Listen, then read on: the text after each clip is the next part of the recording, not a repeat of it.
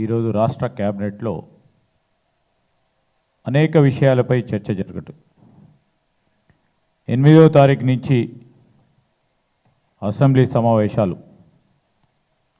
నిర్వహించడం జరుగుతుందని క్యాబినెట్ నిర్ణయం తీసుకుంది. దానికి తోడు ఈరోజు కొడంగల్ ఏరియా డెవలప్మెంట్ అథారిటీ ఏర్పాటు చేయాలని, అదేవిధంగా రాష్ట్రంలో ఉన్న 65 ప్రభుత్వ ఐటీఐ కళాశాలలను అడ్వాన్స్ టెక్నాలజీ సెంటర్స్గా అప్గ్రేడ్ చేయాలని రాష్ట్ర క్యాబినెట్ నిర్ణయం తీసుకున్నారు. యువతకు ఉన్నత ఉపాధి అవకాశాలు కల్పించే విధంగా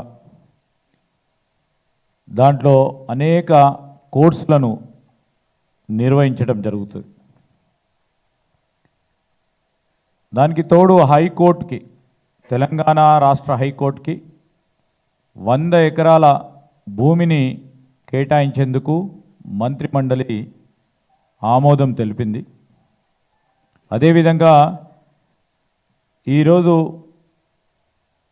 క్యాబినెట్లో ఖైదీలకు సంబంధించి క్యాబినెట్లో చర్చ జరిగింది. ఖైదీలకు సంబంధించిన క్షమాభిక్ష అమలు చేయాల్సిన విషయంపై వారి విడుదలకు అవసరమైన న్యాయపరమైన చర్యలు తీసుకోవాలని సంబంధిత అధికారులకు ఆదేశించడం జరగడంతో పాటు ఈరోజు ఇంతకు పూర్వకం మరి సహచరులు శ్రీనివాసరెడ్డి గారు చెప్పినట్టు కేంద్ర ప్రభుత్వం ఆ రోజు మన మోటార్ వాహనాలకు సంబంధించిన రిజిస్ట్రేషన్ విషయంలో వారు ఇచ్చిన గెజిట్ మేరకు, కేంద్ర ప్రభుత్వం గెజిట్ మేరకు టీజీ